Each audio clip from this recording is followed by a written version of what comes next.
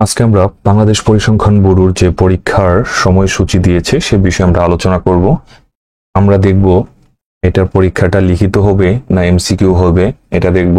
আমরা এটার প্রমোশন পদ্ধতি দেখব, এটার পোস্টিং কোথায় হয় সে বিষয়ে জানবো, এবং এটার কি আর্থিক কি বেনিফিট পাওয়া যায় এ বিষয়ে আমরা আলোচনা করব। এবং সর্বশেষ এটার জন্য আমাদের ক্র্যাক করার জন্য কি আমার প্রস্তুতিটা হওয়া উচিত সে বিষয়ে আমরা একটা পূর্ণাঙ্গ সাজেশনমূলক আজকের এই ভিডিওতে আপনারা পেয়ে যাবেন। এছাড়াও আপনাদের জন্য যারা ভিডিওটি সম্পূর্ণ করবেন তারা কমেন্ট করবেন, তাদের জন্য একটা গিফট আছে। ওকে, আমরা তাহলে শুরু করি। আমাদের 23 তারিখে পরীক্ষার ডেট দিয়েছে। প্রথম 23 তারিখে পরীক্ষা আছে 6টা, চেইনম্যান, পেকার, মেশিনম্যান, অফিস সহায়ক, মেশিন স্টোর কিপার। ওকে, এবং 31 তারিখে পরীক্ষা রয়েছে বাকি 6টা পদের, যেখানে সিনিয়র নকশাবিদ এবং জুনিয়র পরিসংখ্যান সহকারী এবং পরিসংখ্যান সহকারী, কম্পিউটার অপারেটর, উচ্চমান হিসাবরক্ষক। এখন আপনাদের যে প্রশ্নটা আমাকে করতেছেন সবচেয়ে বেশি, ভাইয়া পরীক্ষা কি এমসিকিউ হবে না লিখিত হবে? হ্যাঁ, আমি এই বিষয়ে আপনাদেরকে 2021 সালের যে পরীক্ষা হয়েছিল সেটা রেফারেন্স টানতে পারি। 2021 সালে ঠিক এই 1.5 ঘন্টায় পরীক্ষা হয়েছিল, এবং পরীক্ষাটি কিন্তু হয়েছিল এমসিকিউ আকারে। হ্যাঁ, এমসিকিউ আকারে পরীক্ষাটা হয়েছিল। ওই পরিসংখ্যানটা এইভাবে এরকমই পরীক্ষা দেয়, 90 মিনিট পরীক্ষা নেবে, এমসিকিউ দিবে। হ্যাঁ, এমসিকিউ একটু কিন্তু ভালোই, মানে এত সহজও আসবে না, এত হার্ডও আসবে না, মিডিয়াম। যারা একটু ভালো প্রিপারেশন আছে তারা পেয়ে যাবেন। আমরা এই বিষয়ে প্রিপারেশন কিভাবে নিতে হবে সে বিষয়ে ভিডিওতে সুন্দরভাবে আমরা দিয়ে দিয়েছি, কিভাবে কোথায় কোন বই থেকে কি ফলো করতে হবে। ওকে, আচ্ছা, তাহলে তো আমরা দেখলাম এই পরীক্ষা হলো 31 মে।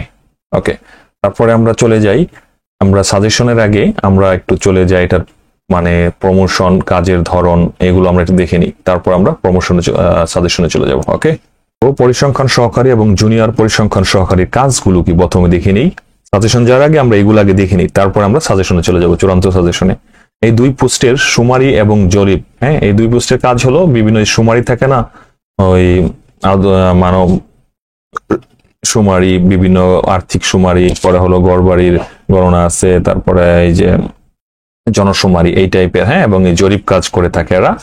পরে বিভিন্ন রিপোর্ট সমীক্ষা নিয়ে কাজ করবে এবং ট্রেনিং দিবে। বিভিন্ন যে ট্রেনিং হয় সুমারি জরিপ থেকে পদানুসারে স্মার্ট সম্মানের এবং ভাতা পেয়ে থাকবেন। আপনারা যে বিভিন্ন ট্রেনিং দিবেন, মানে বিভিন্ন জরিপ সুমারি করার সময় তো আপনাদের লুক প্রয়োজন হবে। হ্যাঁ, এই লুকগুলোকে আপনারা বিভিন্ন ট্রেনিং দিবেন। ট্রেনিং দেওয়ার ফলে আপনারা এখান থেকে কিছু একটা স্মার্ট ভাতা পাবেন, আর আপনার সেটা ঠিক আছে। এছাড়াও বিভিন্ন বিভিন্ন অঞ্চলে যাবেন, সেটা হিসেবে টিএ এবং ডিএ বিল পাবেন। এছাড়াও অন্যান্য আর্থিক সুবিধা রয়েছে। আচ্ছা, তাহলে তো আমরা জানলাম এদের কাজ কি এবং এরা কি সুবিধা পেয়ে থাকে। এরপরে আছে পোস্টিং। পোস্টিং হলো জুনিয়র পরিসংখ্যান সহকারীরা, এরা সাধারণত কি হবে, উপজেলায় পোস্টিং পাবে। উপজেলায় যে পরিসংখ্যান অফিস আছে সেখানে পোস্টিং হয়। এটা নিজ জেলা হয় বা নিজ জেলার যে আশেপাশে যে উপজেলাগুলো আছে, নিজ জেলার উপজেলা বা আশেপাশে যে উপজেলা, সেগুলোতে সাধারণত হয়ে থাকে। হ্যাঁ, প্রচুর পোস্ট কিন্তু খালি রয়েছে এগুলোর, তো আপনারা ভয়ের কোনো কারণ নেই, আশেপাশের উপজেলাতেই পেয়ে যাবেন। আর পরিসংখ্যান সহকারী যে পোস্টটা সেটা হবে নিজ জেলা বা আশেপাশের যে জেলাগুলোতে আছে সেগুলোতেই হবে। হ্যাঁ, এটারও প্রচুর পোস্ট খালি রয়েছে, নিজ জেলাতে পাওয়ার সম্ভাবনা রয়েছে, না পাইলেও আশেপাশের জেলাতে পেয়ে যাবেন। তারপর আমরা দেখবো পদোন্নতি। একজন মানে পরিসংখ্যান সহকারী বা জুনিয়র পরিসংখ্যান সহকারী থেকে পরবর্তীতে আপনারা হবেন পরিসংখ্যান তদন্তকারী বা থানা পরিসংখ্যানবিদ হবেন। তার পরবর্তী যে প্রমোশনটা হবেন সেটা হলো সহকারী পরিসংখ্যান কর্মকর্তা। আর যদি আপনাদের বয়স থাকে আর যদি ভাগ্য ভালো থাকে তাহলে এই পরিসংখ্যান কর্মকর্তা হয়ে যেতে পারেন, কিন্তু এটা কিন্তু খুব কম হয়, তারপরেও আছে আর কি, হয়ে যেতে পারেন। ওকে, এখন আমরা আমাদের এত কথা না বলে আমরা চূড়ান্ত সাজেশনে চলে যাই। ওকে, আর সাজেশনের পর আপনারা তো যেহেতু পরীক্ষা দিবেন 2021 সালের বা তারপর যে পরীক্ষাগুলো হয়েছিল সেগুলোর আমরা একটা পিডিএফ সুন্দরভাবে একটা কালেক্ট করেছি। কারো যদি সাজেশন মোতাবেক চলেন এবং আমাদের ওই পিডিএফ গুলা ফলো করেন, ইনশাল্লাহ একটা ভালো আপনার একটা পরীক্ষা হবে আশা করি। ওকে, আমরা সাজেশন গুলো আগে দেখে নিই। সাজেশন আমরা বাংলাতে দিয়েছি, দিদি দেখবেন 4 স্টার, এগুলো বেশি করে পড়বেন। হ্যাঁ, সন্ধিত তো পড়বেনই, কারক পড়বেন, সমাস পড়বেন, উপসর্গ পড়বেন, বানান পড়বেন, সমার্থক শব্দ, এক কথায় প্রকাশ, বাগধারা, কাজী নজরুল, রবীন্দ্রনাথ, বেগম, রুকেয়া পড়বেন। এছাড়া বিসিএস এর যে বাংলা কোশ্চেন গুলো রয়েছে 10 থেকে 46, এটা একবার হলেও রিভাইজ করে যাবেন, এটা খুবই ইম্পর্টেন্ট।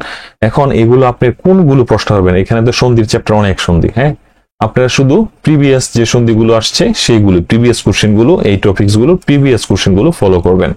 ওকে, এটা গেল বাংলার জন্য। হ্যাঁ, বেশি টপিকস দেইনি, তাড়াতাড়ি মানে অগ্রদূত বা আপনার কাছে যা বই আছে সেই বইতে পড়ে ফেলান, মানে চ্যাপ্টার পড়া প্রয়োজন নেই, খালি কোশ্চেন সলভ করুন। তারপর আমরা ইংলিশ দেখব। ইংলিশ নাম্বারটা দেখবেন, প্রোনাউনটা খুব একটু গুরুত্ব দিয়ে দেখবেন, আর্টিকেলটা দেখে যাবেন, সাবজেক্ট ভার্ব এগ্রিমেন্ট, হ্যাঁ 4 স্টার আছে, মানে খুবই ইম্পর্টেন্ট, বুঝতেই পারছেন। কন্ডিশন দেখে দিবেন, first condition, third condition, second condition, বিশেষ করে থার্ড কন্ডিশনটা বেশি ইম্পর্টেন্ট। হ্যাঁ, পরে হলো correction, preposition, voice, narration, one word, analogy, phrase and idioms. এখন এই যে সাবজেক্ট ভার্ব এগ্রিমেন্টটা মাস্টার্স বইতে ফলো করতে পারেন। হ্যাঁ, খুব ভালোভাবে দেওয়া আছে মাস্টার্স বই থেকে। কন্ডিশনটাও আপনারা যে কোনো বইতে দেখতে পারেন। প্রিপোজিশনটা কি করবেন, এত প্রিপোজিশন পড়ার প্রয়োজন নেই, আপনারা শুধু প্রিভিয়াস যে পরীক্ষাগুলো আসছে প্রিপোজিশন সেগুলো দেখেন। এটা একটা ভিডিও আমার কাছে আছে, এখন আপনারা চাইলে আমি আপলোড দিয়ে দিতে পারি। 2024 সালে সকল এখানে প্রিপোজিশন গুলো রয়েছে। হ্যাঁ, ওরা একবার দেখলে আপনাদের মানে আর বই পড়ার প্রয়োজন নেই। কমেন্ট করবেন অবশ্যই আপনাদের প্রয়োজন আছে কিনা। আর ভয়েস গুলো দেখে যান, নিয়মগুলো, ন্যারেশন নিয়মটা দেখে যান। ওয়ান ওয়ার্ড আপনার কাছে যে বই আছে সেটার 2000 সেটার প্রিভিয়াস কোশ্চেন গুলো পড়ে ফেলান। অ্যানালজিও একই কথা, ফ্রেজ এন্ড ইডিয়মসও একই কথা। হ্যাঁ, এছাড়া আপনারা ফলো করবেন বিসিএস এর যে গ্রামার পার্টটুকু, বিসিএস এর যে গ্রামার অংশটুকু, হ্যাঁ সাহিত্যিক পড়া যায় না, গ্রামার পার্টটুকুর কোশ্চেন গুলো সলভ করে ফেলান, কারণ এদের কোশ্চেন কিন্তু স্ট্যান্ডার্ড হবে। হ্যাঁ, সাধারণ কোশ্চেন মতো না, স্ট্যান্ডার্ড কোশ্চেন হবে। এছাড়াও আপনাদের যদি বললাম না প্রিপোজিশন ভিডিও লাগে, অবশ্যই কমেন্ট করবেন। ওকে, আর এই যে ম্যাথের জন্য নাম্বার, সংখ্যা দেখবেন, সংখ্যা ম্যাথের নাম্বার দেখবেন, এভারেজ দেখবেন, বয়স রিলেটেড ম্যাথ গুলো দেখতে পারেন। পরে শতকরা, এই যে শতকরাটা অবশ্যই দেখবেন, এটা কিন্তু অনেক স্টার দিয়েছি। তারপর টাইম ওয়ার্কটাও ভালো করে দেখবেন, মানে সময় এবং কাজ। পরে ট্রেন, বোট, এটা দেখতে পারেন। মিক্সচারটা একবার দেখে যান। আর এই যে সুদ, ইন্টারেস্ট গুলা, মানে সরল বা কম্পাউন্ড ইন্টারেস্ট বা সুদের, এইটা ইম্পর্টেন্ট, বেশি দেখে নেবেন। হ্যাঁ, তারপরে হলো পরিমিতি, ওই যে বাগানের অঙ্কগুলো আছে না, এটা খুবই ইম্পর্টেন্ট। আর বীজগণিত কিন্তু প্রশ্ন থাকবে।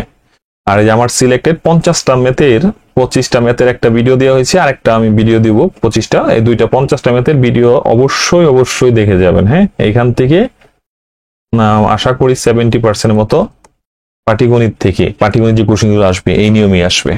ওকে, এটা গেল। আর সাধারণ জ্ঞান, বিসিএস এর সাধারণ জ্ঞানগুলো পড়বেন প্রিভিয়াস। আর আমার জিকে, রিসেন্ট জিকে আমার একটা পিডিএফ ফাইল আছে, পিডিএফটা এবং ওই আমার 3টা ভিডিও আছে, 3টা ভিডিও অবশ্যই এগুলো ফলো করে যাবেন, দেখবেন আরপিএ মানে রিসেন্ট পড়ার প্রয়োজন নেই, জাস্ট এগুলো। হ্যাঁ, আর যাদের পিডিএফ গুলো লাগবে অবশ্যই আমাকে কমেন্ট করে জানাবেন। আপনাদের যারা ফুল দেখবেন তাদেরকে পিডিএফটা দিব এবারে। ওকে, আর এছাড়াও যদি আপনাদের ওই পিবিএস কোশ্চেনের যে পিডিএফটা রয়েছে, এটা তো আপনাদের অবশ্যই সলভ করতে হবে, আমাদের কাছে রয়েছে। কমেন্ট করুন আর শেয়ার করুন, বেশি করে লাইক কমেন্ট করতে থাকুন।